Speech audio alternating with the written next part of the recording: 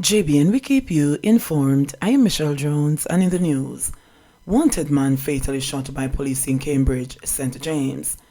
A wanted man was shot and killed during a confrontation with the police in Cambridge, St. James on Wednesday afternoon. He has been identified as 28-year-old Daniel Daly, otherwise called McGill, a labourer of Post Office Hill, also in Cambridge.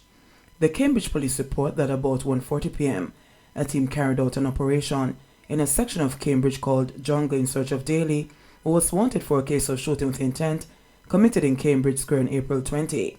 According to the police, the team came under heavy gunfire while approaching a house surrounded by vegetation. The police said the fire was returned, and when the shooting ended, Daly was discovered suffering from gunshot wounds while reportedly clutching a handgun. They say 3 other gunmen escaped on foot into the area. A member of the police team was treated at hospital for a sprained ankle. The Independent Commission of Investigations Indicom is probing the shooting. 2 killed in separate incidents in St. Andrew. 2 men were killed in 2 separate shootings in St. Andrew on Thursday morning. The Corporate Communications Unit, the information arm of the Jamaica Constabulary Force, confirmed both murders in the St. Andrew North Police Division. According to information received, an elderly taxi operator was killed during a botched carjacking during the first incident. Reports are that at about 5:30 a.m., 65-year-old Neil Newsom, a taxi operator, was shot and killed by thugs along Whitehall Avenue. He was driving a white Toyota Probox just outside the Victoria Court Apartments on Whitehall Avenue at the time of his death.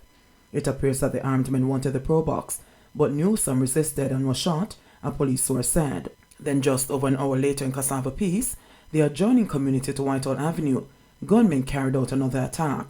A man identified as Barry Foster was killed in that incident. Foster was believed to be the target of a shooting incident last year. Woman murdered at bar in St. James.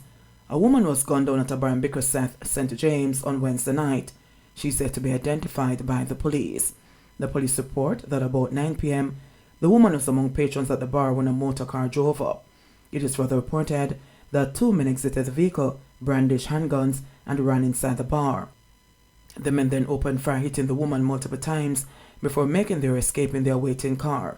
The police were summoned, and upon arrival, the woman was discovered suffering from multiple gunshot wounds. She was rushed to the Cornwall Regional Hospital, where she was pronounced dead. 72-year-old man killed in St. Catherine. The police in St. Catherine are searching for a gunman who shot and killed a senior citizen at Jones Avenue in the parish on Wednesday morning. The deceased man is Harvey Clark, a 72-year-old retiree of Gordon Boulevard and Some City, St. Catherine. It is reported that Clark went to the Jones Avenue community outside Spanish Town about 10:30 a.m. to deliver food to a friend. While Clark was standing outside the friend's home, explosions were heard and was subsequently found suffering from gunshot wounds. Checks by the police were summoned revealed that Clark was hit in his forehead and abdomen. He was pronounced dead at the Spanish Town Hospital. Man in custody after gun retrieved from coal stove. A Taurus 9mm pistol with a magazine containing 11 9mm rounds was seized on Primrose Avenue, Olympic Gardens in Kingston 11 on Wednesday. Reports from the Olympic Gardens police are that about 10:10 a.m., a team of officers was on patrol in the area when they saw a man acting in a manner that aroused their suspicion. Upon seeing the police, the man allegedly ran inside a yard. The police team gave chase and the man was seen throwing an object into a coal stove. The object, a gun, was retrieved. The man was taken into custody. However, his identity has been withheld pending further investigations. 3 men held for firearm possession during police operation in Kingston. 3 men are in custody following the seizure of a pistol during an operation on Brighton Avenue in Kingston yesterday. The arrests come amidst heightened operational activities and increased police presence in key spaces as part of Operation Relentless 2. Reports are that on Wednesday about 9:50 a.m., a police team was conducting a vehicle checkpoint operation on Olympic Way, Kingston 11, when they saw a Honda Civic motor car made a sudden U-turn. The team pursued the vehicle and intercepted it with 3 men inside. The occupants in the vehicle were searched, and a 9mm Taurus P11 pistol with a magazine containing 15 9mm cartridges was found inside the vehicle. The men were subsequently taken into custody pending further investigations, the police said. 22-year-old charged with murder and illegal possession of firearm. 22-year-old Sean Blackwood of Pike District, Betheltown in Westmoreland, has been charged with murder and illegal possession of firearm in relation to an incident that took place on Belvedere Main Road in the parish on Saturday, May 14. It is alleged that about 10:30 p.m., Blackwood and another man attacked the now deceased Magdalene Clark as she was closing her grocery shop and shot her several times to the upper body before escaping in the area. Blackwood, after being pointed out in an identification parade, was arrested and subsequently charged. MOE working on protocols for school devotions.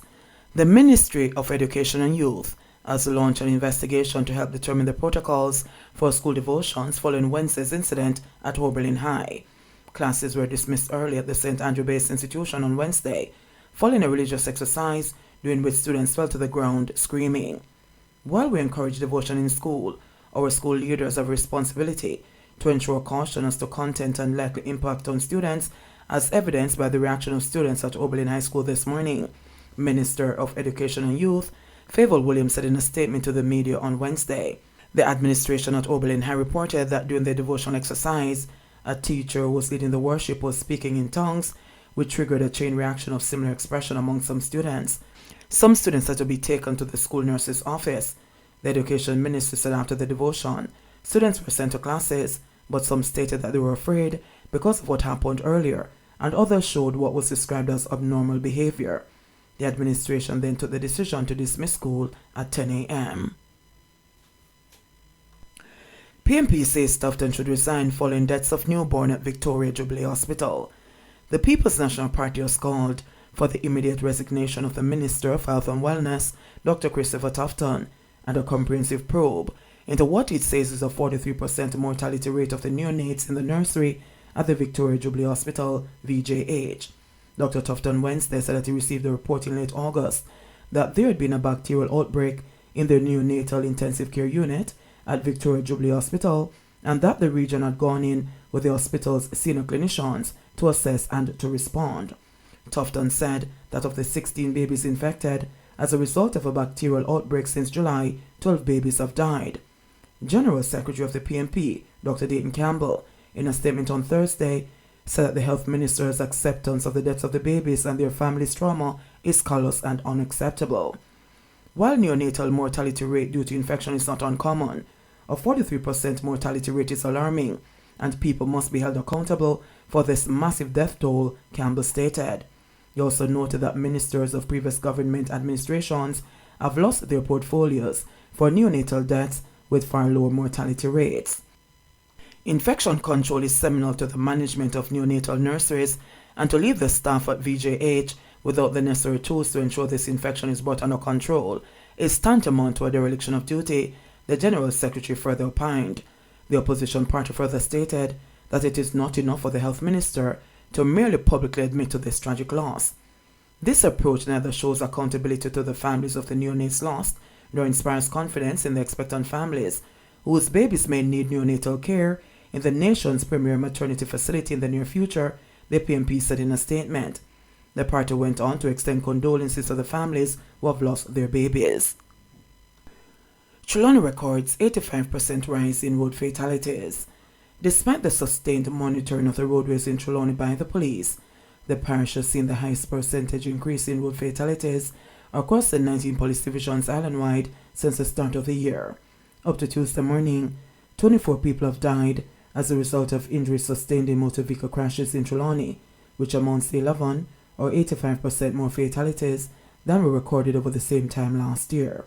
As of Tuesday morning, 368 people have been killed in crashes across the island, compared to 376 over the corresponding period last year. Commander of the Trelawny Police Division, Deputy Superintendent of Police, DSP Winston Milton, said that the police earlier this year intensified the operations along the roadways in the parish in an attempt to cauterize motor vehicle crashes. In fact, he revealed that the division recently added a brand new SUV to the Highway Patrol unit, bringing the number of vehicles to 3. Additionally, the mounting of spot checks have been intensified on the roadways throughout the parish. We have ramped up the Highway Patrol unit now with a brand new service week over the last 2 weeks. We have also increased spot checks on the main corridors, particularly the Northern Coastal Highway corridor, where we have a lot of these accidents, with particular focus on moving violations such as speeding, reckless and dangerous driving, exceeding speed limit, stated DSP Milton. We are also ensuring the use of safety devices such as seat belts, helmets, child safety seats and all of that. Last month, a Toyota Coaster bus transporting hotel workers and a Toyota Hiace bus with a couple on board collided at a section of the highway in Bracco in Trelawny, leaving 62-year-old driver Newvin Johnson of Liberty Valley, Tommy McCook, and his wife Annette Brown McCook, both 49, all of Brownstown St. Anne addresses, dead. At the time, Senior Medical Officer at the Falmouth Public General Hospital, Dr. Lynn Perrins, said that members of the Jamaica Constabulary Force should have regular patrols on the corridor to penalize incalcitrant motorists, stating that, "We do recognize that this is an accident corridor. We combat this issue on a regular basis. Unfortunately, there were 27 people involved in this one recent crash, but we have several trauma, mass casualties, but not with these numbers.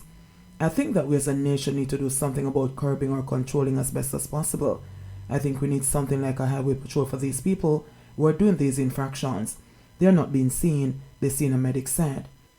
Years ago, then Senior Superintendent of Police in charge of traffic, Radcliffe Lewis, described a section of the Northern Coastal Highway corridor between Bracco and Duncans as slippery as okra, which he attributed to the cause of a string of fatal crashes along that stretch of roadway.